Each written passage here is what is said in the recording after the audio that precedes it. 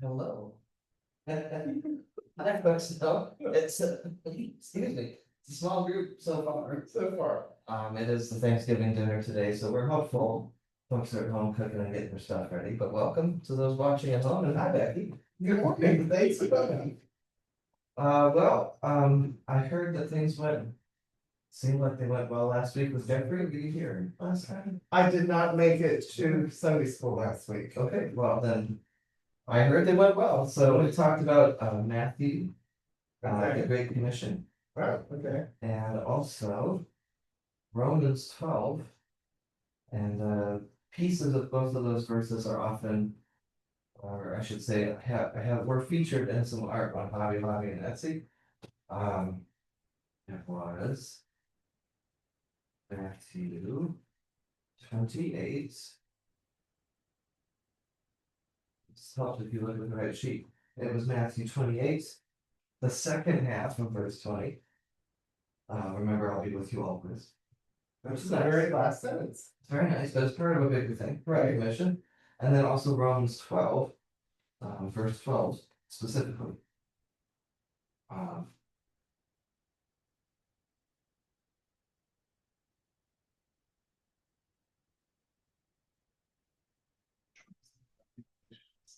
Persevere and pray.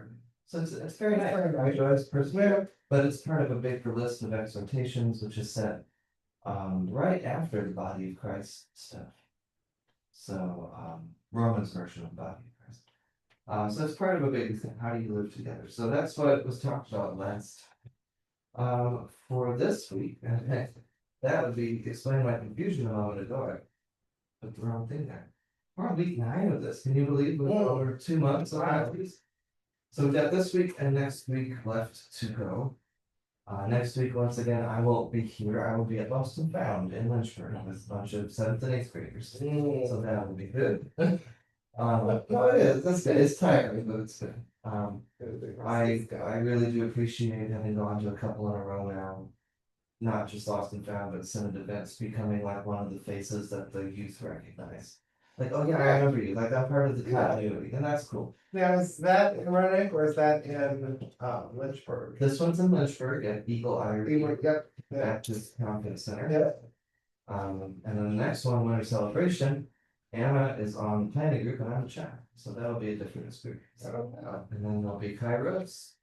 That's it for Pastor Dave. Hi. Can I send that office? So I've got hearing them. Sure. What's the password? I'm actually recording this right now, so I can write it down for you. I'll just say, two hands. Okay. I'll just talk to the camera. Hi. This is an unusual Sunday. But anyway, next Sunday, we'll have somebody lead us in this. We won't have a recording again, so sorry for the folks at home. But that'll wrap up this particular study on Northern Decor. So this week with me, next week with somebody, we'll wrap up Northern Decor. And I have some ideas for Advent for our study for the short season. And a little bit more hands-on experiential of a series. So I gotta finish. We'll miss a couple of those. Gotta finish flushing that, but for a great reason. For fantastic. But we'll still make sure you're fine. This week, so what I did was I went to Hobby Lobby and I went to Etsy for New Testament verses because I really wanted to focus on the prophets for this. But there's only so many verses that are featured. But I went and wrote down all of these verses from the New Testament, all these little ones here, to just figure out which ones were the most used on their 2 respective sites. And one of the ones that had representatives on both websites, I thought that it just hit me as really curious. Let's say curious. So we're going to look at it. So please open up to 1 Peter 3. Now, normally we start with the reading. This time I want to start with the art. It's a little hard to read the first one here. We came up and show these. So here you go. Very nice. I'll just show you the whole set and then you can kind of follow. So this is 1 and 2. 3 and 4, very similar. This was a little shorter. There's 5 and 6. Okay, getting simpler as we go. 7 and 8 starts to get a little more artistic. And then 9 and 10. Highlighting that word beautiful. So let's start with this. Can you make out the script on the first one? And it's not fancy hair, gold jewelry, or fine clothes that should make you beautiful. No. Yeah. I got this one. No, your beauty should come from within you, the beauty of a gentle and quiet spirit that will never be destroyed and is very precious to God. Isn't that nice? Okay. Is it really nice? The Or the verses, context? Yeah. we'll get there. We know how this goes. Yeah. Yeah. All right, why don't you do the next one? Do not let your adorning be external, the braiding of hair and the putting on of gold jewelry for the clothing you wear, but let your adorning be the hidden person of the heart, with the imperishable beauty of a gentle and quiet spirit, which in God's sight is very precious. Okay, a little bit different, but very nice. Very good. Well done, Brad. Here you go. So we're starting with the art today. 1 Peter chapter 3, verses 3 and 4. So we just read these two. They're both very nice. Very. How would you describe these? Like if you had to put an adjective on it. They are comforting. Comforting. Yeah, I was thinking maybe empowering. Right? It's not your external beauty that's important. It's the inner beauty. Seeing this in the bathroom, you're getting ready. Sure. Yeah, very much so. Let's look at the second page here. This is I don't know if this is wallpaper or quilting. But it says, your beauty should not come from outward adornment, such as elaborate hairstyles and the wearing of gold jewelry or fine clothes. Rather, it should be that of your inner self, the unfading beauty of a gentle and quiet spirit, which is of great worth in God. Okay, we got almost the same, slightly different. Very nice. Now we get the shorter versions, and pay attention to which ones are highlighted by the different font. Go for it, Becky. Your beauty should be that of your inner self, the unfading beauty of a gentle and quiet spirit, which is of great worth in God's sight. Okay, self-worth is highlighted there. Who do you think this is geared towards? Based on the first couple. Elaborate hairstyles, the wearing of gold jewelry, fine clothes. I guess are they addressing a group of people that were being a little too full of themselves, or no? No? All right, we'll keep going. All right, the next one is this one with the little flower sketch here. Next page. Come on in. Come on in, everybody. Printed out a few of these, thinking we would share, but so far there's enough for everybody. If you want to grab a Bible, we're in 1 Peter chapter 3, but we're starting with the art today. It's in our More Than Decor series. So right now we've been reading through these, and so far it's sort of this comforting, empowering message of it's not your outer beauty, your jewelry, your hair, or clothes that's important. It's your inner beauty, your pure and undestructible inner beauty. Would somebody like to read the next one? This one with the flower sketch.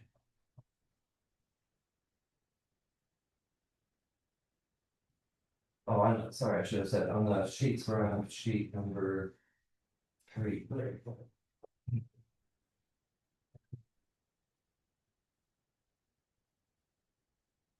We've got plenty, Becky. If you want to do this one, everybody else will still have a shot. All right, let your adorning be the hidden person of the heart, with the imperishable beauty of a gentle and quiet spirit, which in God's sight is very precious. Yeah, very nice. Yeah. It's in the heart. Gentle and quiet spirit. Very precious. Variations on precious. Okay. Here, this one has again the script lit up. Somebody want to do the bottom one of that, please? Search. Unfading beauty of gentle and quiet spirit is a great word in God's sight. Thank you. Hey, gentle and quiet again, stress. Now, next one, you get to see who's kind of the target audience is with the art on these two. Your beauty should not come from outward adornment, such as elaborate hairstyles and the wearing of gold jewelry or fine clothing. Rather, it should be that of your inner self. The unfading beauty of a gentle and quiet spirit is of great worth in God's sight. Very nice. The next one I find is ironic, now that you've heard it a few times. It's not about what's on the outside, and then you have lipstick and a hat. This lovely person, yeah. But somebody want to do this one with the hat? Your beauty should not come from outward adornment such as elaborate hairstyles and wearing gold jewelry or fine clothes. Rather, it should be that of your inner self, the unfading beauty of a gentle, quiet spirit, which is of great worth in God's sight. Thank you. You know what's missing on this? What's that? The red line, What's that? the don't do this. Oh, sure, yes. On the art. So, okay, so you can't control which drawings and art people put with the verses, but so far the verse has been consistent, okay. But still, like Becky said, maybe you find this, we always ask, where would this art be hanging in a house? Maybe the bathroom as you're getting ready in the morning, sort of that. Anybody remember, what was his name? There was an Al Franken character on SNL, so Stuart Smalley, good enough, smart enough. Gosh, people like me. That was this daily affirmation. So it's got that kind of feel. It's not on the outside. Last page, these two really hit that beautiful thing. I could do this one because I'm the one that printed it too small. So with the nice autumn scene, hello, come on in. Beauty. It should be that of your inner self, the unfading beauty of a gentle and quiet spirit, which is of great worth in God's sight. Oh, yeah, I take it. Thank you. Pull up chair. I got one more of these printed, but we can share. Wow. Wow. All right, we'll do the quick recap for the folks that just clocked in. We're looking at First Peter chapter 3, but before we get into the Bible, we're looking at the art first this time. And when we read the second one, you'll get the whole idea of it. But this whole contrast of it's not your external adornments. Actually, that goes with our gospel lesson today too. It's not your external adornments that are important, the fancy clothes or gold jewelry or whatever, but it's the inner beauty. And what we just read, that your inner self, the unfading beauty of a gentle and quiet spirit, which is of great worth in God's sight. Precious in God's sight. And somebody want to do the last one here. We're on the last page of the packet. You want to share? Oh, it's on the very back. Yeah, that's what I had. Yep. So somebody want to read this one, and then for the assorted Schroders, you'll get the gist of the whole verse. Okay. It is not fancy hair, gold jewelry, or fine clothes that should make you beautiful. No, your beauty should come from within you, the beauty of a gentle and quiet spirit. This beauty will never disappear, and it is worth very much to God. Okay, very nice. They're affirming, comforting, uplifting, empowering. All right, I'm really setting this up. Yeah. Okay. So, if you just saw this in somebody's house, in their bathroom, with foyer or whatever, Becky already mentioned comforting. I just said a couple adjectives. How else would you feel about this verse? I think it's a very good verse for like your daughter, for teenagers. Oh, sure. Teenage girl. Oh yeah, especially with the whole like pressure of, Instagram bodies and, the filters and stuff, like there's this unrealistic standard. This is why they've started to pass laws about not letting, you have to be at least 13 before you can get on social media in some states. They're starting to pass these laws, some countries, because, there's just too much, right? So yeah, very nice. Okay, anybody else?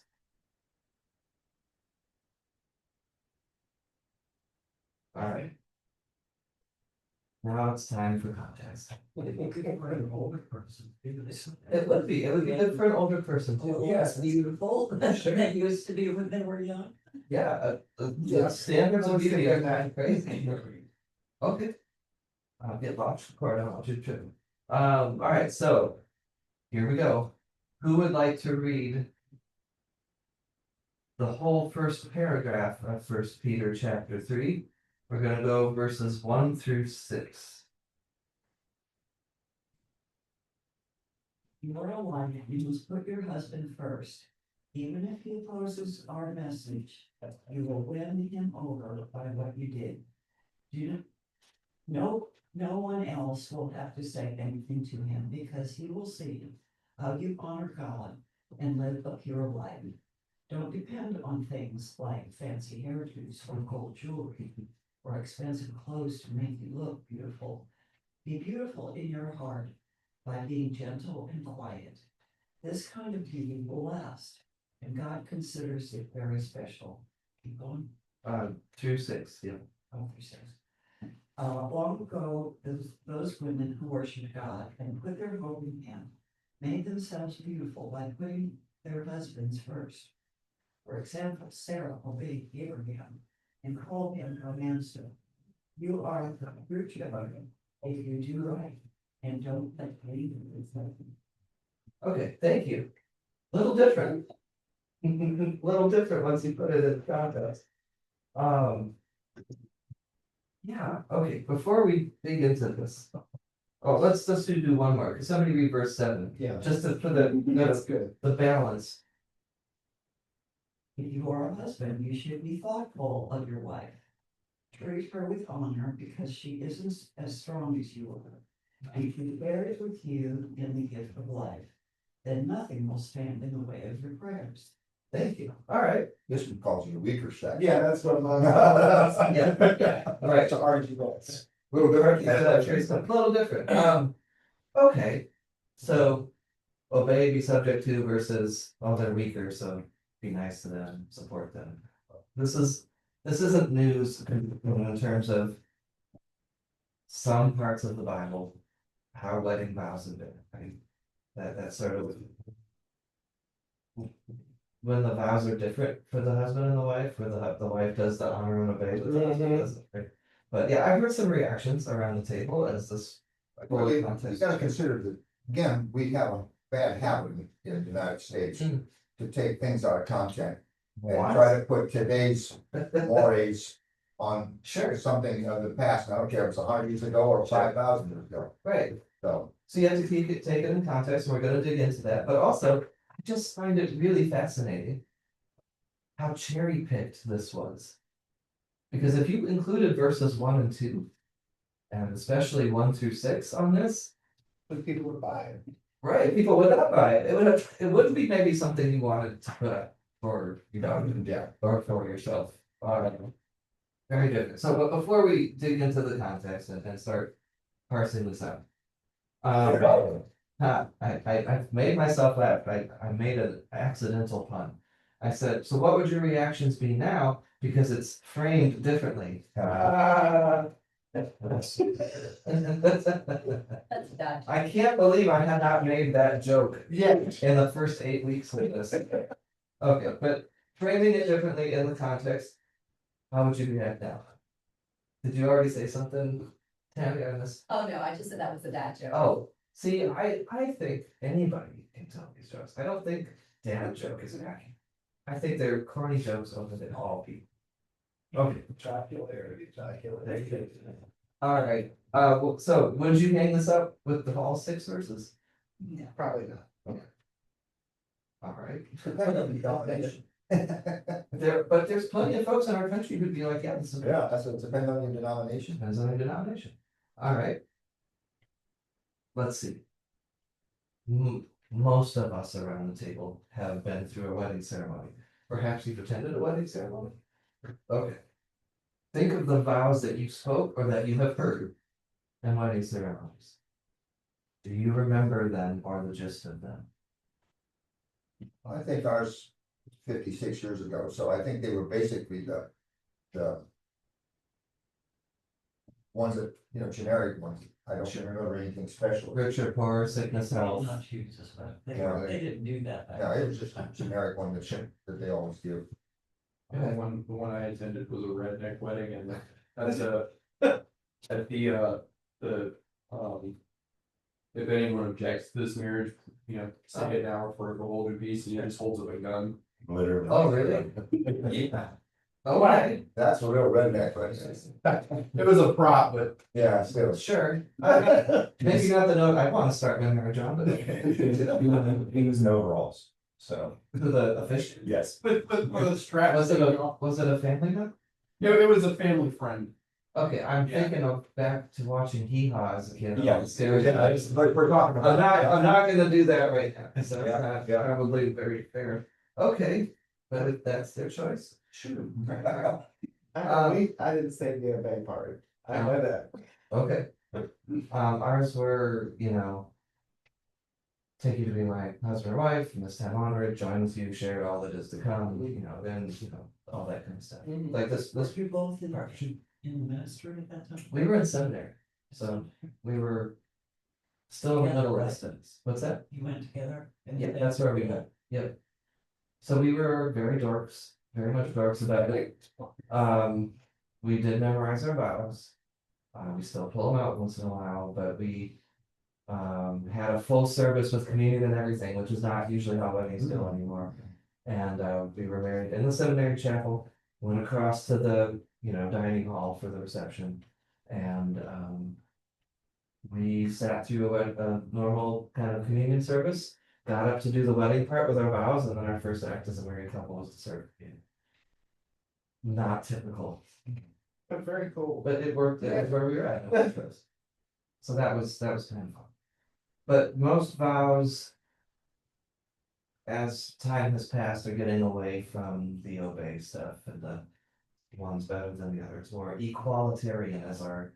A lot of them now just produce their own vows. That is true too. Yeah. I have found in most of the weddings I've presided at that when folks start thinking about writing their own vows, they go deer in the headlights and they're like, what do you have to pick from? And I'll okay. A sample. All right. So this is kind of my question, and this is something I already kind of touched on a second. This is just in general. How do you handle it? And I am asking you, like personally, because each of us has to kind of figure this out. But how do you handle it when Bible culture and present culture are so vastly different? And it could go either direction. You might be more comfortable with the Bible or the present, but there's this tension, right? How do you handle it when Bible culture and present culture are so vastly different? And is current culture, is that the default that it's better now or that it's worse now? I think it'd be watered down to one simple thing, respect. Okay. So You talking either about the one wedding of, vows? either one of them. Yeah. You gotta be respectful. That's a great place to start, yeah. But just in general, like, let's zoom out a little bit.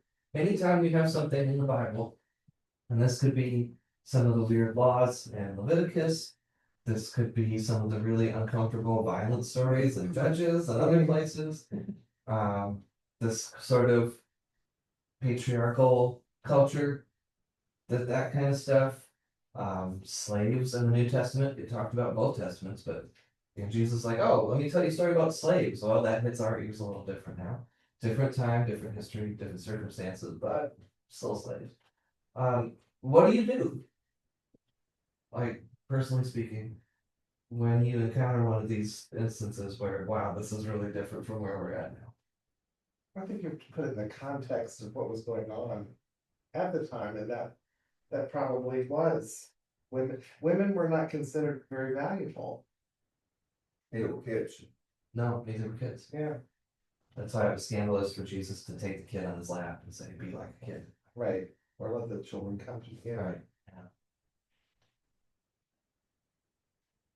Do you all like turn to, let's say you're doing a daily devotion or you hear a Bible verse, do you find, do you hop online and look it up? Do you go to a study Bible? Like, how do you find the context then?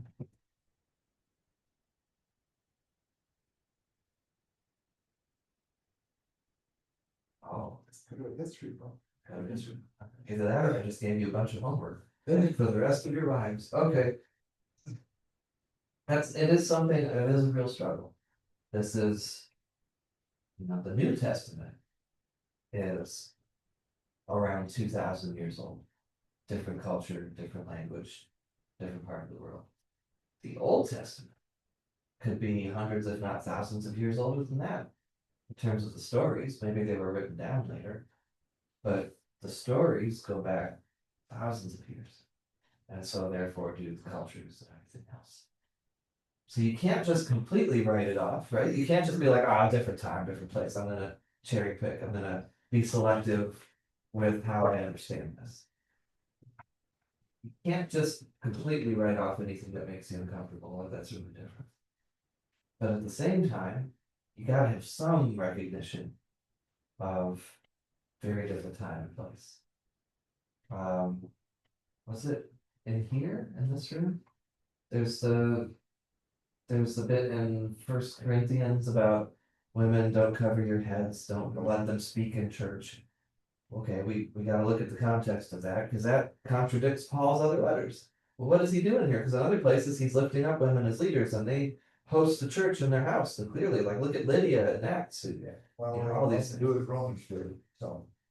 Right, and so what was the circumstances in Corinth? Was this about particular woman or women?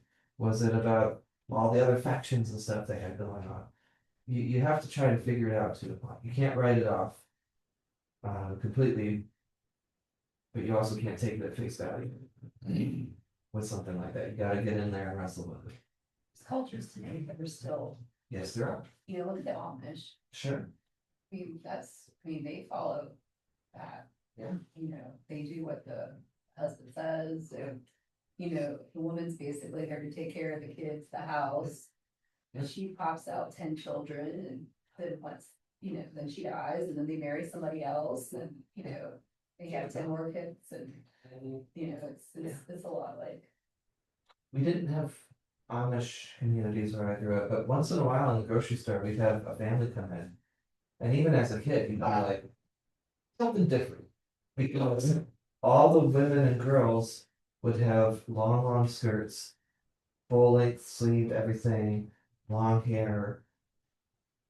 They're just, you could tell this is something different here. And then my mom trying to politely explain, like, well, you know, they've got different beliefs and things like that. And it's different parts of the world, different religions. Well, there's, yeah, it's not like this is completely in the past, but when you look around our country, for the most part, I would think that relationships tend to be a little more equal footing. At least that's the As we're still living in Mechanicsville, there was I think it was Muslim, or it was probably a Muslim family. And, they would go out for a walk. Mhm. And she would always be at least 10 feet behind him. Oh, really? Yeah. About 10 Long feet. skirt. Yeah. And And we then- had some patients like that, and in fact, I was coming down the hallway, she was behind him. Yeah. And he said something, and she said, "I'm sorry, sir, I couldn't hear you." I said, wow, Wow. wow.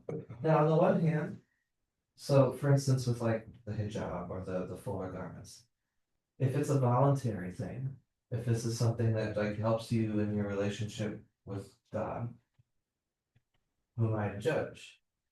But if it's something imposed, if it creates an inequality, then I go to Galatians 3, which says there's no longer slave or free, male or female, Jew or Gentile. We're all one in Christ. That starts to make me think, I don't know about that. There's an interesting trajectory in the New Testament. The oldest stuff, whether that's the stories of Jesus or Paul's like verified letters, where you got Lydia, you got Dorcas, you got the women at the tomb who followed Jesus, and a lot of historians say that there were women who followed Jesus who financed the ministry, who kept the disciples and him fed. And as you get to the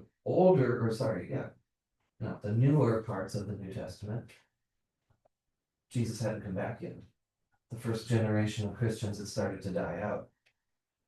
Nobody liked Christians, right? The Jewish folks thought they'd turn their backs on the religion. The Gentile Roman folks were like, what the heck is this? And how are you saying that somebody we crucified is your Lord and is higher than the emperor? You're giving him the same titles of the emperor? You're using words like gospel? That's what the emperor says when we announce another military victory, right? So all of a sudden they're under a bunch of scrutiny and persecution even. By the time you get to First Peter, the Timothys, Titus, all of a sudden these things, Ephesians and Colossians a little bit, they're the later ones. You start to get these things called household codes. So hard to say. We get these lists. Women do this, husbands do this, children do this, slaves do this, masters do, and it's almost like, okay, Jesus isn't back yet. We better start conforming to the culture again, at least a little bit. You can see that creep. You can see that shift over the course of even just the New Testament. And a couple more centuries later, you start getting things like, I should have brought it with me. There's this treatise called The Hammer of God that's all about like do not suffer a witch kind of stuff. That's like the basis of the Salem. Yeah, yep. But it seems like all mature religions end up into setting up parameters, like the Jewish religion did with their codes. Oh, sure. And so Christianity did the same thing in the Middle Ages, you know, all mature religions started making Sure. this code. But does the code apply equally to everybody? And that's kind of the rub we're hitting here. Alpha Corum was the one that came out and said that witches can basically only be women. Right. You know, before that, men could be witches too. Yeah. They were the ones that was the thing that really cemented the idea of, Yeah. you know, it's women that lead men astray and they're Yeah. witches. I cannot remember when. Even if a man does something that would be considered black magic, it's only because a woman led him there. Yep. And then already within the first couple centuries, you see these turns to putting women back in their place, elevating Mary, but only because she was a virgin and she was like exceptional beyond exceptional. And so you were stuck with either you're this up on a pedestal, impossible standard, or you just automatically mistrusted, like Mary Magdalene wasn't described as a prostitute in the Bible. Right. That got put in like, added on later, like all this extra stuff. So, and Eve got way worse rap as time went on. So you can see it in the first couple centuries of the church. Do you remember when that was written? That's what I can't remember. I know it was It middle. was somewhere shortly after the Inquisitions, I think. Okay, so late Middle Ages, Right. right before the Renaissance. Okay. Yeah, that sounds right. But that justified a lot of stuff in Spain, the Inquisition, across Europe, into the colonies. And that had a huge influence on Christians as they sent out missionaries. You go to some place like Africa where, for instance, maybe the women are topless. It's the equator, right? Nobody cared. It wasn't a sexual thing. But the Christians came in and were like, oh my gosh, oh no, this is sinful, right?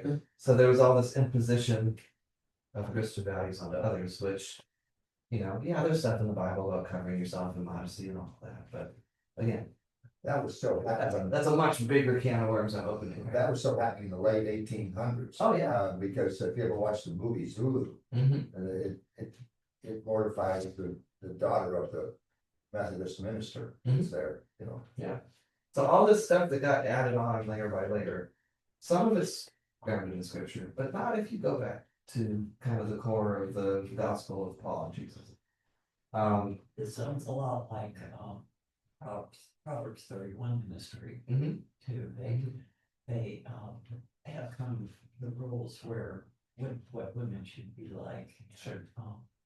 They will view the husband not only as the main breadwinner, but also the spiritual leader, which I think would be nice to have a whole lot of, I guess I don't know that men are always the strongest ones. That way, but I mean, the best relationships tend to be where you got each other's back. yeah, I think. yeah. That's that respect thing Roger was talking about. Oh, yeah, and I think, I think that is the way it is. Yeah. So it's interesting. It's interesting. This brought. I thought this would be a great conversation starter, because if you take just these two verses, it's kind of nice. But when you add the ones around it, it's a very different vibe, and it opens up a lot of history, a lot of art at present day culture, a lot of division around this. Husband as the head of the household, or equalitarian. The pre-marriage counseling books that I was trained on, that I use the resources of, they're like, well, if it's not equalitarian, then that's not necessarily a bad thing, but it's definitely something you gotta talk about. It's definitely something that you don't just assume that you're all on the same page with. Yeah. Cause otherwise it's gonna cost, if you have these two different assumptions. I did not mean that, Roger, does not have faith. I did not think did you not meant mean that. that in any way. No, I did not think that if somebody's gonna bring up like a devotion or something that I would like to share, it would be me. Yeah. Sooner than it would be him. Well, and normally, you know. When, once again, not, and as well, but. With qualifications. Yes, Yeah. thank you. So, you know, it's, a lot of times it's the mother who's taking the kids Yes, to yeah. like, the children I to did. church. I did go to church. And Yeah, I taught kids their prayers and stuff, and I can make sure that they got their Sunday school and. Yeah. And Not that it's many, more matriarchal than, Yes, yeah. you know, and it's not necessarily the gentleman don't help out or. I Because, I mean, I process religion different than she does. well, and even if we had a reading a few weeks back in church from First Timothy, or maybe Second Timothy, I think it was First. And it was, you know, Timothy, you're being raised in the faith that was passed on to you by your mother and your grandmother, Eunice and Lois. So it's like, it's again. It's this weird both and in the New Testament of equal footing, but starting to, you know, slide it back the other way. Yeah, Sunday school teachers are quite often women and, Mhm. you know, especially for the younger ones and. Right, until in some places, well, then once you get older, then the next. Like I know some Baptist churches and other places like that, there's a cutoff for. Well, hello, come on in now. All right, well, thank you, I was hoping this would be an interesting discussion. I don't have the answers to all of this, but hopefully this is food for thought and stuff to mull around in the days. And let me give you a little background on First Peter that will kind of bolster what we've just talked about. It is purported to be written by the Apostle Peter, although a lot of folks, when they look at the language and the timestamps and things like that, they're like, yeah, this is probably a bit later in Peter's lifespan. But again, it was very common practice in these times in this culture to put somebody else's name on it, and it wasn't like, oh no, plagiarism. It was just I'm writing the tradition of, or you know, I want to give this more standing. But it's written from Rome to 5 Roman provinces in Asia Minor, which is modern day Turkey. Yep. And if you want to know what they were, make you think of the list in Acts. It's in chapter 1, verse 1. Pontus, Galatia, Cappadocia, Asia, and Bithynia. So that's where it was being written to. Okay. Towards the end of the letter, Rome gets referred to as Babylon. So another place of exile, another oppressive. It was written probably after the year 70, because in the year 70, the second temple in Jerusalem was destroyed. The Romans, there was a Jewish insurrection, and the Romans were like, enough of this, and they took the temple down to the foundation, which is again kind of the core of our gospel reading today. Jesus is talking about how the temple will be taken apart, no stone left on stone. So it's probably written, but it was before the year 90. There was these really, really bad persecutions. That's part of what the book of Revelation is about. So they're thinking it's in this window between 70 and 90, where there's some pushback, some suspicion of Christians, but not the full-on persecution that came later. Gentile converts to Christianity in the Greco-Roman culture were despised. The Roman religion, and if you've studied Rome at all, there was a lot of suspicion and distrust towards foreign religions, especially from the converts' families. How could you turn your back on this kind of a thing? Roman society was patriarchal. They were suspicious about foreign religions converting people, that it would reverse the established hierarchical relationships. Gee, guess what did I just say a minute ago from Galatians? There's no longer male and female. There's no longer slave and free. There's no longer Gentile Jew, right? Well, yeah, Christian or core Christianity at the beginning was trying to completely level the playing field, right? Every mountain brought low, every valley brought up. Everybody's on equal footing. Everybody sins and falls short of the glory of God. Right? Paul's language was very equal. Also, they were afraid that these foreign religions would cause women to, quote, misbehave. They expected foreign religions to cause immorality, especially adultery, insubordination within the household, and sedition against the state. Okay. So Peter's response comes in chapter 2, verse 11.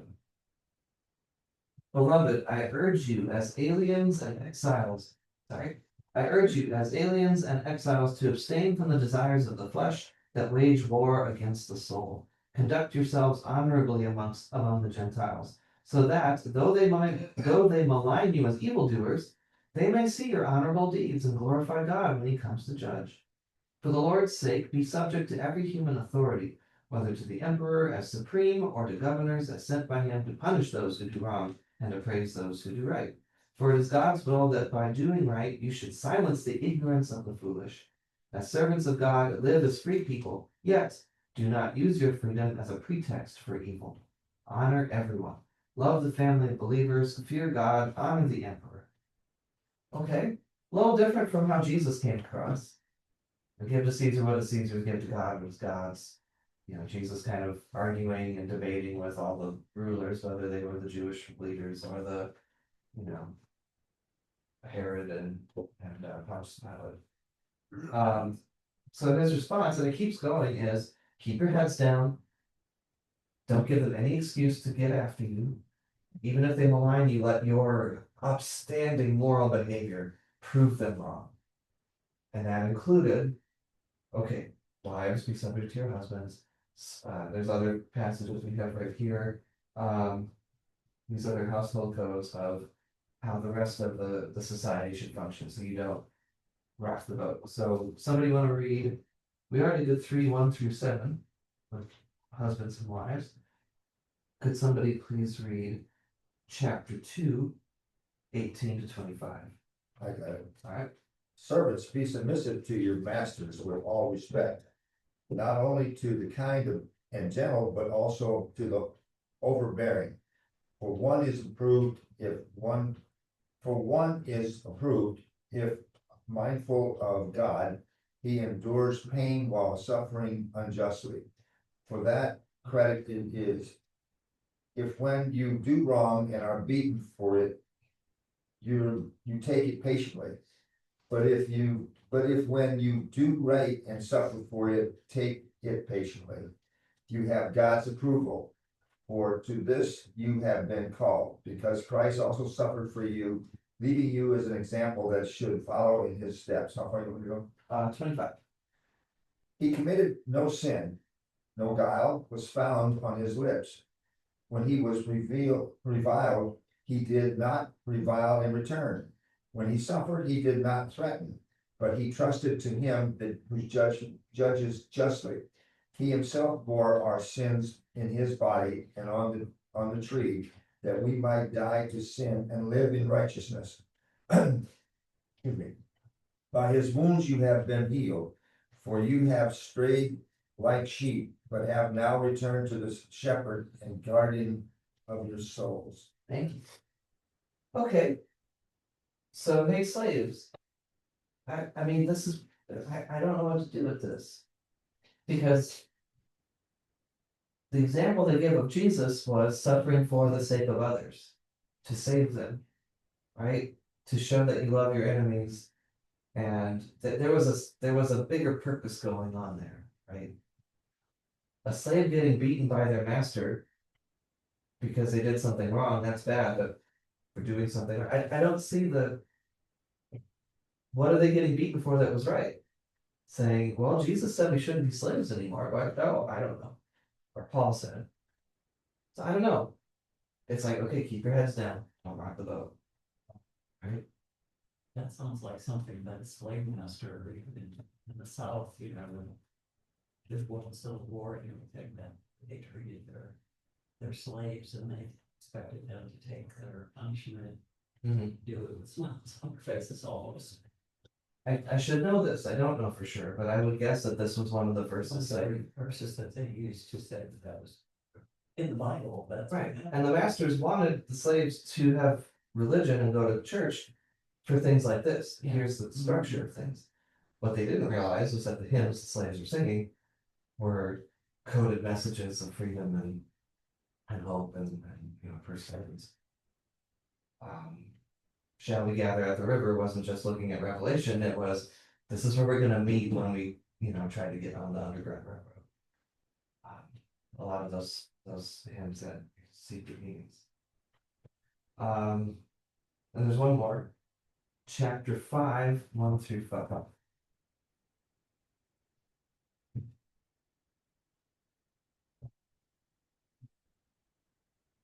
Elder or whatever the translation is, I don't know, it could be presbyter or something, usually like a church leader.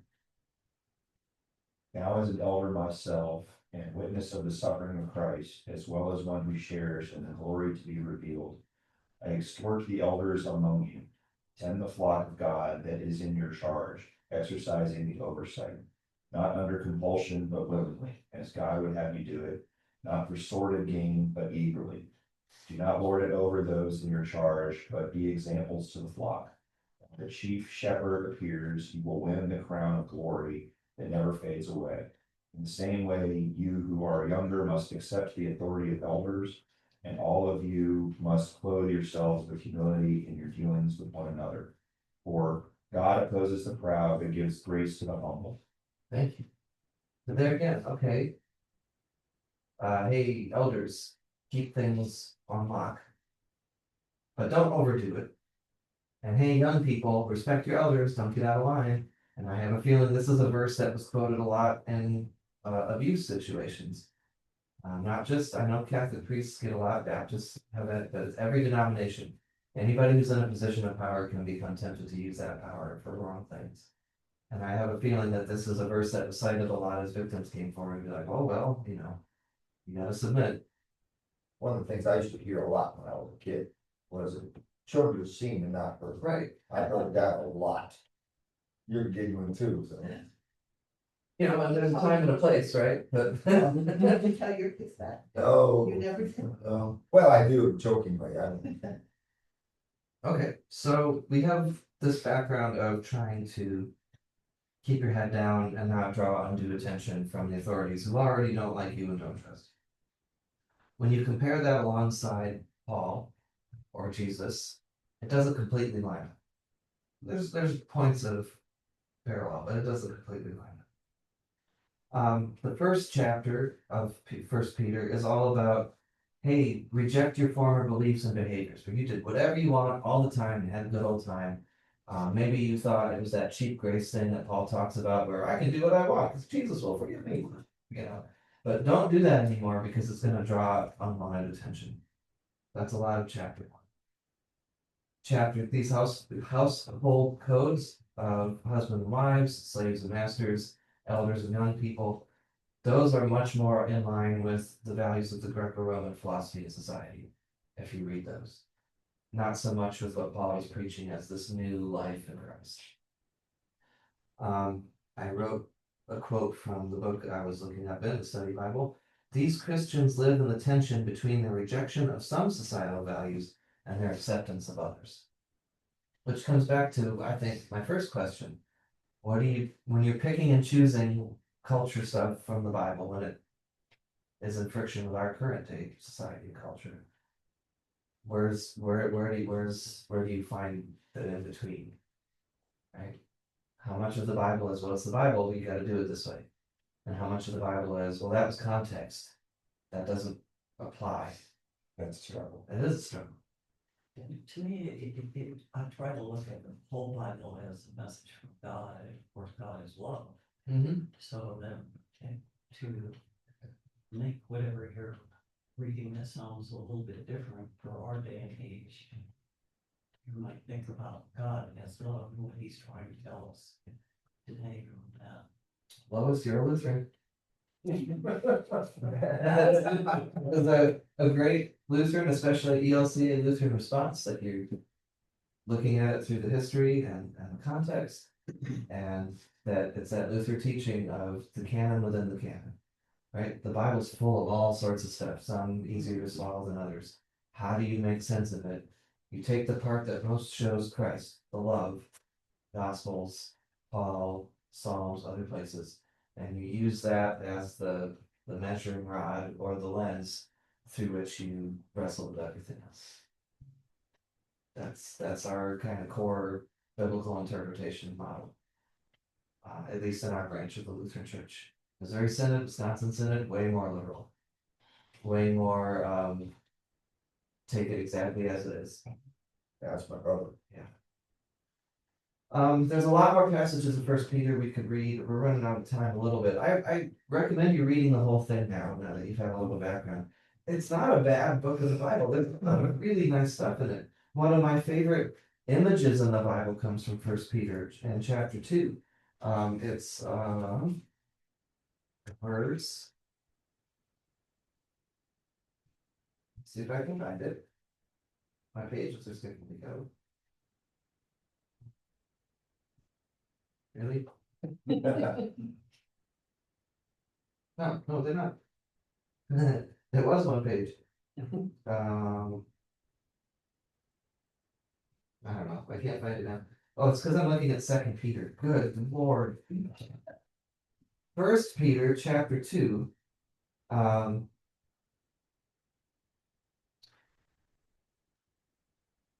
Verse 4. Yeah. Come to him a living stone, though rejected by mortals, yet chosen and precious in God's sight. And like living stones, let yourselves be built into a spiritual house, to be a holy priesthood, to offer spiritual sacrifices acceptable to God through Jesus Christ. And then they quote some Old Testament stuff about Jesus being the cornerstone. I think that's a lovely image that we are living stones built into a spiritual house that could provide shelter to others when you give yourself and your life to God. I love that image. But then it's alongside, these household codes. Every time. Household codes that are a little harder to deal with.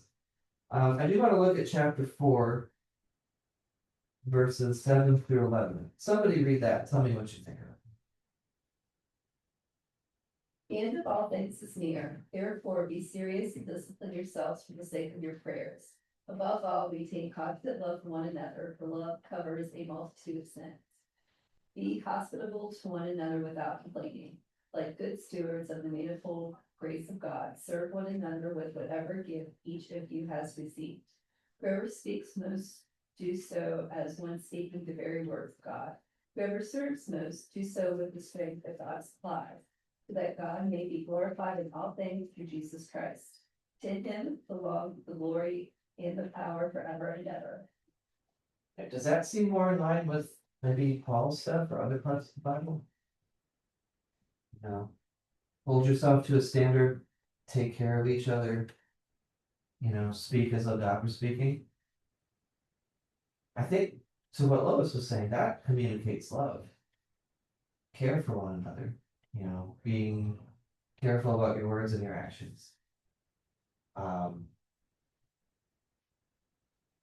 But then the next verse, do not be surprised at the fiery ordeal that is taking place among you to test you, as though something strange were happening to you.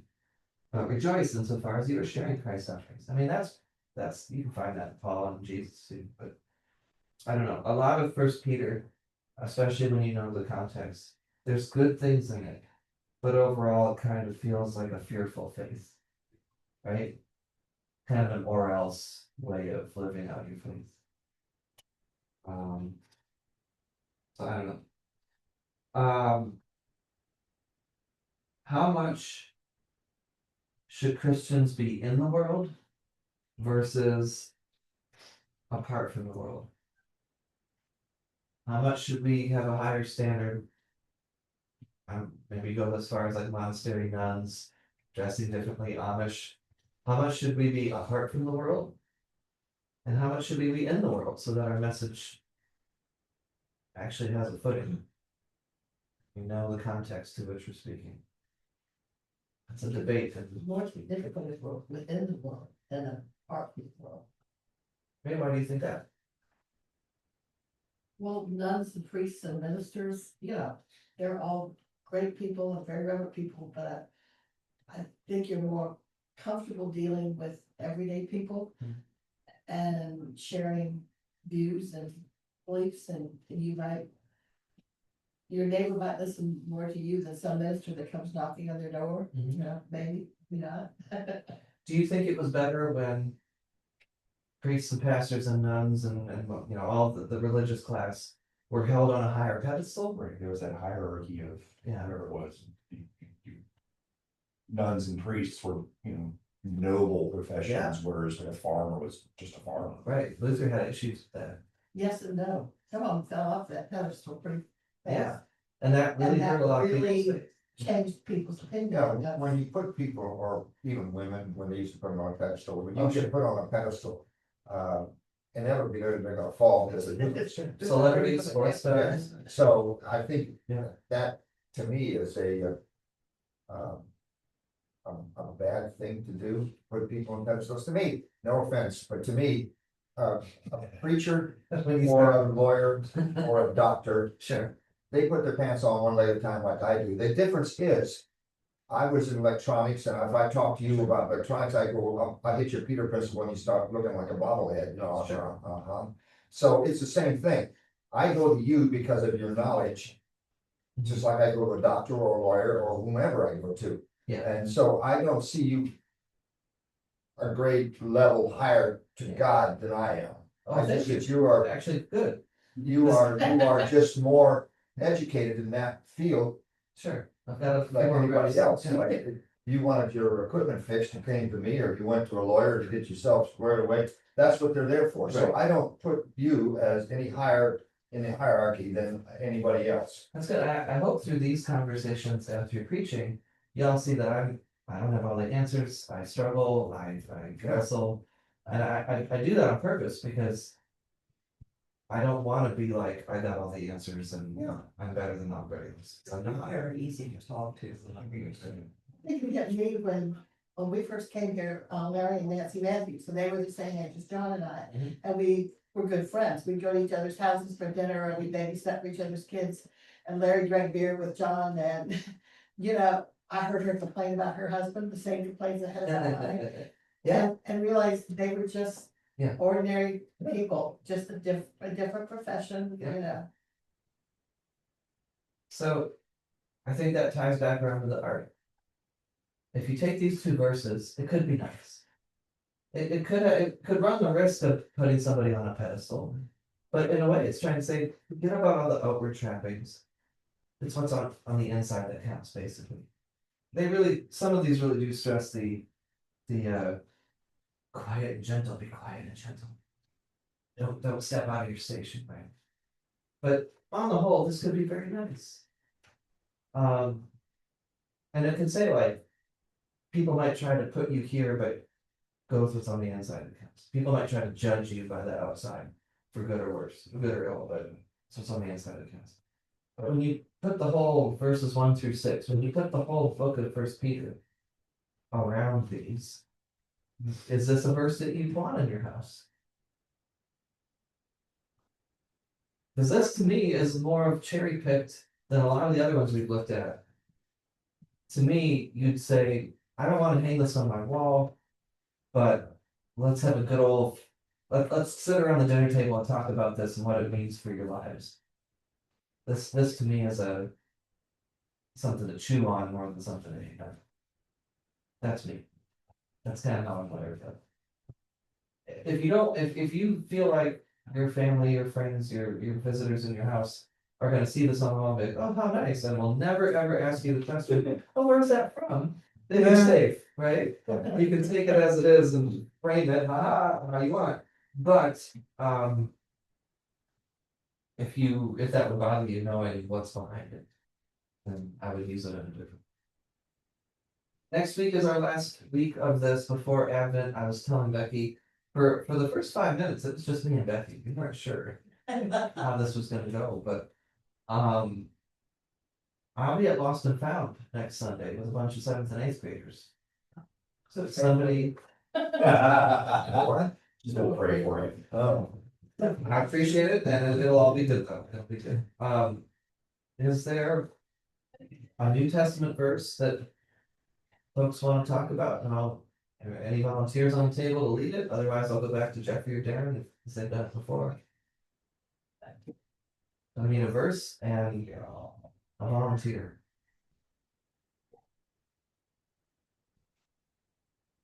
I'll speak at once, right? Okay. And if I hear nothing, then I'll call Darren and Jeffrey and I'll pick a verse for you all. But what I'm thinking, at the early planning of a study for Advent, it's a very short season, just 4 Sundays. I think we're gonna do something that's a little bit hands-on, a little bit experiential. We might get up and move around a little bit. As long as we're not bothering all souls. Yeah, some of us need to. Well, yeah, this sitting around talking doesn't work for everybody all the time, so. So stay tuned for that. Yeah. Yeah, people are wired differently. Thank you, everybody. Thank you. All right.